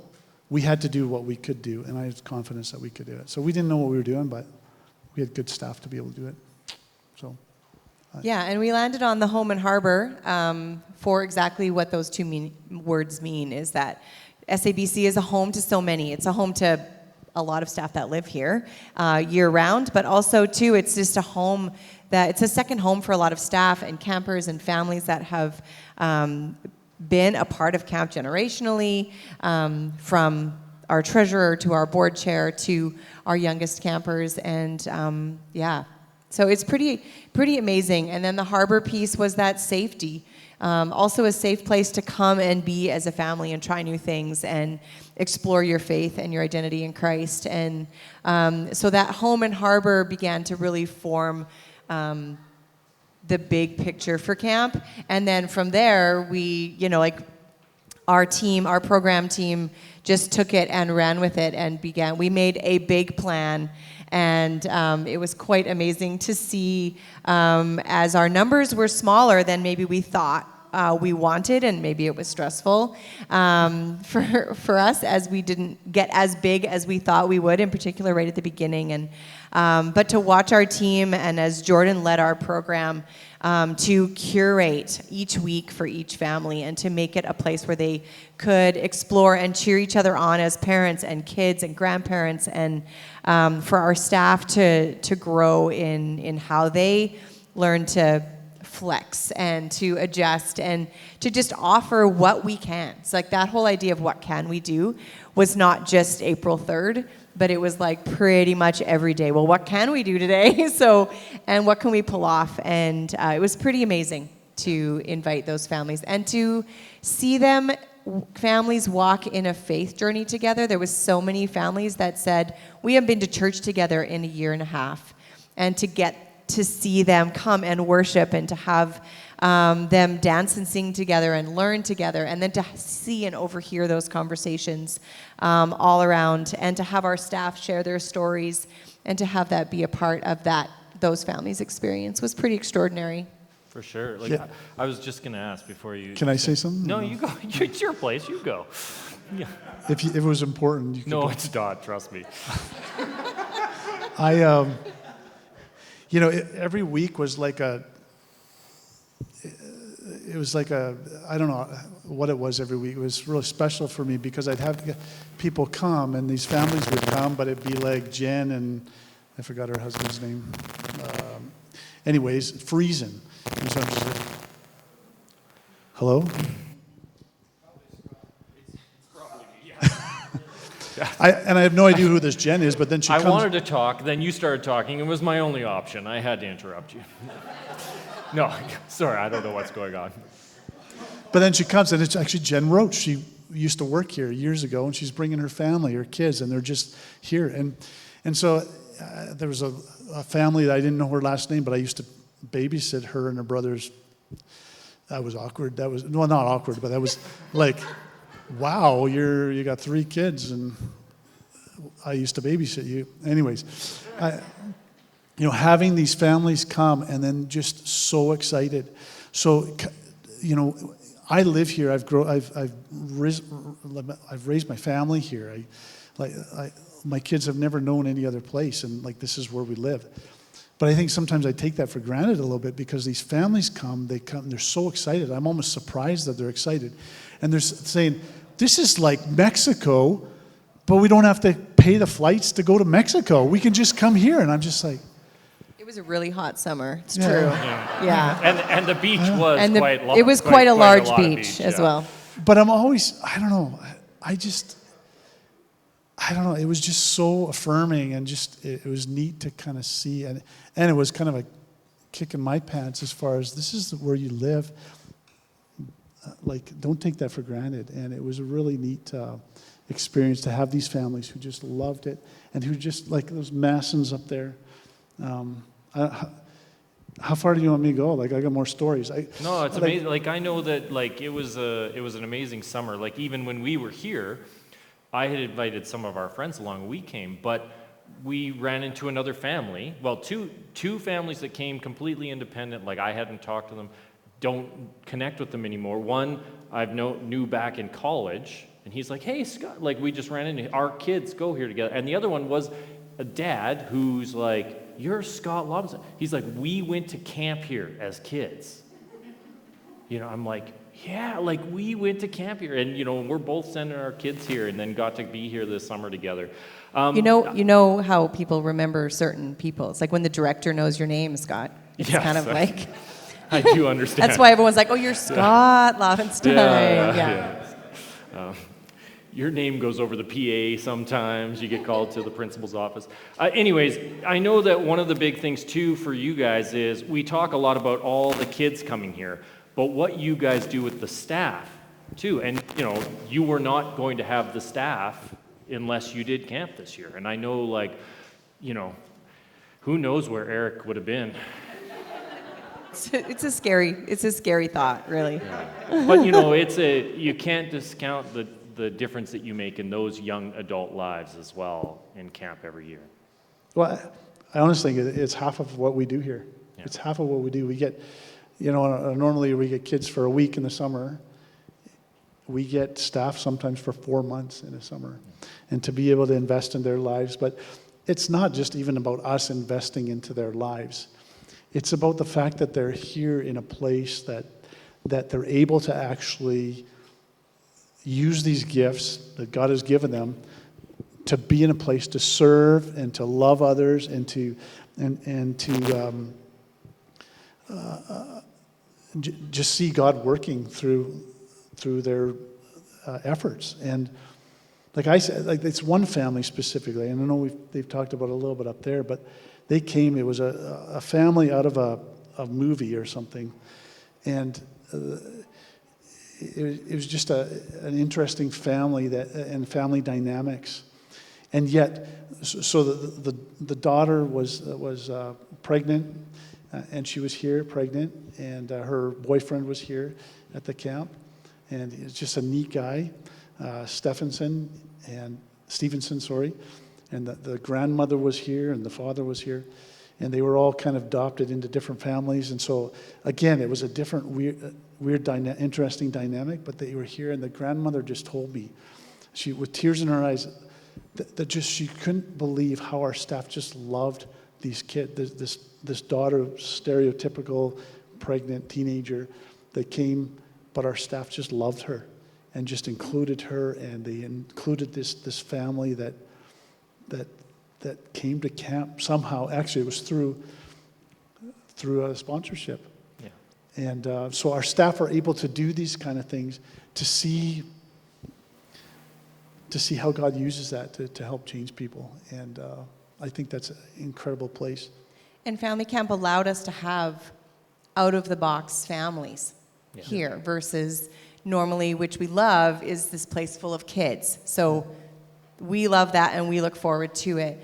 But we don't want to dismiss or not fully recognize what Family Camp gave us to offer to families is for them to come and be loved by God and through our staff and through each other as families, like Scott said, connecting with other people. And so it was a pretty amazing thing. God did some really cool stuff. And then, so they've had their baby this fall, and they actually sent us an email with a picture and a celebratory, cool. Just letting us in on the news. So it was pretty cool. I think the home and harbor concept is so amazing. Like when you guys say harbor, like all the families that came with us who happened to be here at the same time, that we had sort of like encouraged to come. You know, we had a newly divorced single dad, you know. He can't stop talking about it. What he was like, you've re-solidified me with my kids in this new world I live in now. You know, we have this family who's just been running like crazy through COVID, you know, in both different directions, and they came here, and again, the father had never been to camp, ever. Ned said the kids to camp. He was like, I am sold on camp. I am sold on camp. Like he could not, every time I see him, he's like, camp, if they're going to do camp, let me know they're going to camp. It's so good. He's just like, he had never experienced what we have all experienced here. And for him, it was just a mind-blowing experience. Every family that came, it was a place of harbor in this crazy COVID world where they could come and just feel some bit of normalcy. I was just going to say, I know we are running later on time, but we started late, so we're gonna run a little bit longer here. I want to hear about what's next, what's the future, what's this summer like. Tell us what's happening now. Well, you know, Doug was up here. He shared a budget. He shared a very exciting budget. Exciting budget. Mm-hmm. Yeah. Let's go with exciting. Yeah. Exciting. I'm excited. Fear and trembling. No. No. No. Oh, okay. Exciting. Exciting. Yeah. It is a budget that we're looking to run summer camps next summer. And we're hoping that we're not going to have to shift and change, but we will be prepared to if we need to do that. And so I'm surprised Doug didn't make that disclaimer up there to say, like, if things change, things will change on the budget as well. And they will. But we're hopeful. And I'm excited for our staff because we're, like, our program team led by Tanya, they are an incredible group of people. And, you know, just as we think about, okay, well, all the what ifs and what can we do, we're actually shifting in a certain way next summer as far as we've got these circle cabins that we have on the property. And we're going to run, like, instead of 1 week of camp, one camp, we're going to run like 4 weeks of camp, right? Yeah, so we're calling them cabin circle camps. And so SABC has been around a long time, and each of us in our generations have experienced it a different way. And I always thought of SABC as a small camp. And then as I started working here and realizing we're a big camp. But I really honestly feel like SABC is a big camp with a small camp heart. And so this whole idea of using our cabin circles as individual camps within a single week allows us to continue to lean into that heart. That relationships are key, that connections with kids and our staff and the gospel are key, and making room for that by making the rooms a little smaller. So each of our cabin circles will run a camp. And so as an example, potentially, so the Hillside Cabin Circle, which traditionally has often been the girls' side cabin circle, this Lodge side cabin circle, which has traditionally been the boys' side cabin circle, and the new one, which we're calling the Lakeside Cabin Circle. So say the Hillside and the Lodge side would be adventure camps with boys and girls, and then our Lakeside would hold a smaller junior high camp. And so they would be running at the same time, but allowing us to staff it in such a way so our campers each get a higher connection value, almost, if I was to say it that way, a ratio that allows us to connect with them, and kind of then running the schedules intermittent. Everybody's still kind of getting that 120 mile an hour experience, but bringing it in a little bit more, not quite as overwhelming for some kids who, especially coming out of COVID, and which is our hope and prayer, is that having them come in and experience a little bit more of a smaller space in the midst of this big camp feel. Yeah. I think I've shared this before, but at the fort, the fort originally was built to, or the idea was to double the size of it over there. We actually had a mutiny of our staff almost, just to say, no, you can't do that, because this is the size it needs to be. This is the size. It's a special camp over there, and you get to know everybody's names. You get to, it's just this whole feel of it. And we're trying to mimic that or copy that over here to a certain degree. What this also does, it will allow us to actually shift a little bit. If our size numbers need to be smaller, we can do that in a better way within that kind of scenario. But we're kind of getting into details of stuff, but we're just, what we want to know is, we're excited for that. Our budget is allowing for us to hire people like Eric. Don't judge him because he has a mask on. He's actually a pretty good guy. And they haven't even accepted Eric for this year. They denied him. So. But and we take Taylor back too, just to be clear. We would, yes. Yeah. And Janessa. Yeah. But we're looking to hire again some young people, and it's like when you add campers, and we've had 2 years of not having necessary full camps. It is a big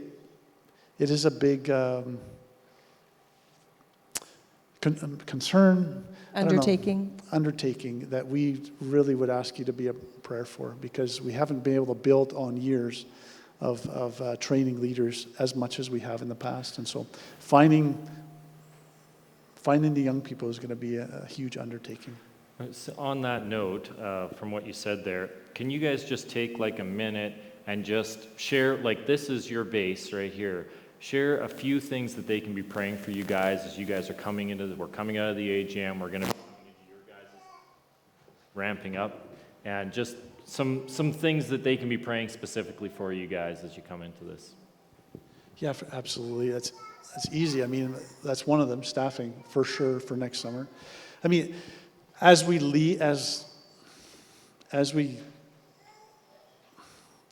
make decisions through this next year, we want to make the right decisions. We want to make the decisions that will help us to utilize this place and to be able to make sure that it's ready for camp. And so, what do those mean through this next year? How do we spend our money? Those kind of decisions. That's what we ask for prayer for. I want you to pray for our staff, our full-time staff. It's been a grueling couple of years in different ways. Mentally, it's been exhausting. We are not ungrateful, and our staff are energized and motivated for what's to come, but it has taken a toll. And so just pray for them and for us as we work together, as we grow together as a team, and as we work towards the common goal of what we're doing next summer. Yeah, and I would say that staffing piece, like it's already been touched on, but even just that God would continue to work in the lives of the staff that we had this summer. They stepped into something, trusted us and trusted God with a unique summer, and grew in their faith, and oftentimes then kind of stepping back out into the real world, and then that uptick of what we saw this fall again, it's taken a toll on them as well. So continue to pray for our staff that have been serving here at camp, as well as just that continuation of bringing staff back on and staying connected, and just offering an opportunity again to come back and to serve at camp. Like John said, it's going to take more than 25 staff to pull off a full summer. So, which I am excited about, really excited. Was chatting with a few staff this week. One of them is at school in Ontario and is looking for a co-op job So I'll keep this short. We're looking for a co-op job. She got some interviews from some companies in Toronto and BC. And one of them said, it was an architecture firm, and just said, you know what, your resume looks like everybody else's resume, except that you worked at camp. And what you get when you work at camp is different than what you get when you work in a business in the industry she's hoping to go into. But there was something about the fact that the soft skills, the personal skills, the cultural and community skills, and just the scope of what you get to do at camp, that's outside of everybody's job description, made a difference in an industry that has, other than doing a capital project, you don't work with architects very often, but it made an impact. And so our staff are not just working at camp so that they can work at camp. What happens at camp in the lives of staff on a spiritual, relational, professional, personal level is undefinable. And so that was just a really cool moment for me this week, really encouraging, and really excited to begin and to continue to invite our staff to come back and be a part, and to also cheer them on as they become architects. There's a couple things on here that I don't know anything about. Like, there's a thing on here that says saddle up. What does it mean? Yeah, next summer's theme is Saddle Up, and we're going to have some fun with the whole Western side of things, but the real heart behind that is to come and follow me. Jesus invites each and every one of us, so the gospel is forefront. And so we're going to have all sorts of fun and creative ways to draw that for our campers and staff, but the base of that is the gospel. So saddle up, come and follow me. It's going to be awesome. That's great. And then a 5-year plan? Yeah, it's right here. I'm not going to go through it in depth, but if you turn your page even to the first page, and it just talks about what our mission and vision and our values are. That budget in the middle, that 5-year plan, like we hold it loosely, absolutely, but this is the direction that we want to head, because we feel we're not going to be building any more buildings like this. I guess, Lord willing, who knows what the Lord's going to do, but it's not in our plans. But what we want to focus on more,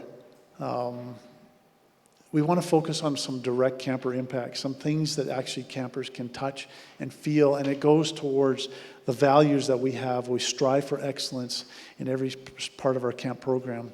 So for instance, our laser tag guns, they're fun. It's one of our most, it is an incredibly fun activity. But if the laser tag guns don't work, it's not providing excellence to our young people and our campers. And so that's part of the heart behind that, is to provide some excellence, is to deal with some of these things. You know, we have an all-aboard fund that's very, very healthy. It's incredible, actually. And that money is restricted to sending kids to camp who can't afford to come to camp. And so that piece of our budget that Doug explained, we're trying to utilize that so we can get people here who can't afford the full fees of camp and use that in that way. And so that's our vision. I mean, we put lots of things down here on the 5-year plan.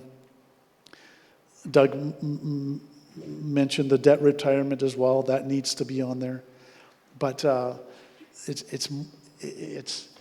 we're excited about some of these things. We were excited about this building, but let's be honest. I'm excited about doing some of these other things that, again, kids can see and touch and feel, and what enhances their experience at camp, where they come to hear the gospel. That's what it comes down to. Yeah, it comes down to that why, and the why never changes. It's to see lives transformed by God through the gospel and to develop leaders. And so we've got some fun stuff planned. We're looking forward to it. We're going to continue to dream and hope and fundraise and invite. And always comes back to that why, because we know that God has a plan and He's going to make a way. And so we're excited about it. Yeah. If we don't have the money, we don't spend it. That book is not in my library. Are you guys excited about what your staff and these people have coming up for camp? I mean, it's just amazing. Is there anything else you guys want to share before we wrap this up? And we're just gonna go over more numbers in a few minutes here. No, I'm just kidding. We're not. I just want to thank you, Scott, for being here. It's very cool that you were here and did this. This is a special day for me as I see you all in masks, but I know who you are. And to see some pretty special people here that love this place and are supporting us, our staff, and the camp by being here. Thank you. You know, when this place came here in 1981, I believe 81 was the first camp here on site. Merlene, is that right? 81? I think it was 81. Pretty sure it was 81. But John says it's 81. It was years prior to that the Ruggles family gave this piece of property to the camp, and we have 5 members of that family here today. Phil and Ime are here, and Don and Carol are here, and Merlene is here. And we're just very, very grateful for you guys, your vision, your generosity to the camp. And I don't know if you guys thought about this, that the camp would be having this kind of impact now, but that was an incredible gift that you guys gave many years ago. So All right, you're done. Anything else? You're good? We're good. Okay, I'm going to do my closing. You know what? Back when I was a camper here and getting in trouble and you'd make me wash dishes, I remember some Ruggles being in the kitchen, handing me dirty pots. Pretty sure there was a Ruggles in your cabin getting into trouble doing dishes with you. He was also part of the problem, yes. Yeah. There was more than one. Yeah, you're allowed to go. All right, so your closing announcements. Wonderful. Thank you, guys. Not just for today, but for all you guys do here at camp. There is grab bags. You get a grab bag, and you get a grab bag, and you get a grab. You all get grab bags. So on your way out, make sure you get a grab bag. They are set up on the table up there, but there's a few items that still go into them. So when you go and grab the grab bag, there'll be some people there to help you pick out the last items that go into it. There is no lunch today because of, that pesky COVID business, but there is a bag lunch. Is that correct? Is that part of that same thing? So it's part of that same thing, so just make sure to grab that. If you're visiting, just make sure to wear masks if you're in the building and all that sort of thing. If you haven't seen this building, make sure you go around and take a look at it. If you don't know where you're going, just wander. It's fine. If the door's locked, just kick it. And no, but if there's staff around, they are excited about this place. They'd love to show you around and all that sort of thing. Thank you so much for coming, for putting up with me. I hope I've offended all of you at this point and you online. So thank you for that. Last is Ted. Can you come up and close this out? You want to say thank you to Scott?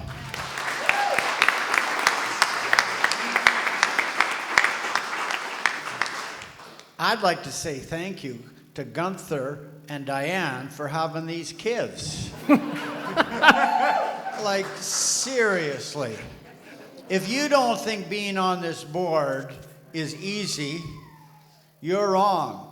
You know John has a team, and that team is mind-bogglingly good. If you look in your books, you'll see pictures of a lot of people. Unbelievable nepotism around here, in case you hadn't figured it out. I can have a board meeting. Sometimes there's 12, sometimes there's 20. But I can have a board meeting of 12, and 5 of them have children on staff that get paid. That's an amazing heritage when you have that much family. I was thinking about Doug talking about working for Don and Vivian. My grandchildren, of my daughter's children, are offspring of that line, Don and Vivian, and they were here at Home and Harbor, and they loved it. Taryn Tykolis is a Steves. Holly's kids are Steves. Holly Steves is married to Eric. The family here, we talked about Ruggles, it goes on and on and on. It's an amazing place to be. Anyways, final comments. Dave Skinner, you come up. I just want to thank all of you for coming. There's lots of staff around here. Dave Skinner, oh, there he is. And you can speak to them if you like. We're going to mask to walk around, as you know. Will you dismiss us and then pray for the staff and whatever else is God lays on your heart? Thanks, Dave. Thank you, Ted. To God be the glory. Great things he has done. I'm going to do something that I haven't witnessed at an AGM before, but I'm going to ask the staff members, any of them that are here, if they'll come up to the front here. Just come, please, hurry. Just come and stand up at the front here. You know, we've been hearing stories this morning of the amazing work that these folks have been doing. And of course, you know, a lot of times it goes on behind the scenes and we don't get a chance to just do something that I believe is very personal. And so just before I dismiss you, we want to pray for the staff, but I want to encourage you, if you would, to extend your hands towards them. And we're just going to ask a blessing on them. Okay, let's do that. Heavenly Father, we thank you for the amazing things that have gone on in this camp. And we just believe for the future days that are coming.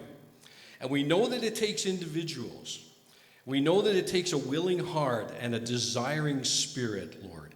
And I am so grateful not only as a board member, but as a pastor this morning, to be able to pray for these men and women in the work that you've called them to do, everything from the executive director down to those who just, you know, are there in a supportive role. And for the staff that are coming, Lord, for those you're handpicked to come and to be an assistance in this place. Great things and even greater things are you going to do, our God. So we ask you to bless each one of them today, fill them with such an anointing and such a joyous presence as they serve you in this place. Father, as we go, we thank you for every moment that is ours to experience through this ministry and the moments that are coming. Be with us, our God, guide our footsteps. Jesus is Lord, and we give him all the praise and glory. And may your Holy Spirit guide and direct all things. We pray it in Jesus' name. Amen. Amen. Would you like to recognize these staff? Yes.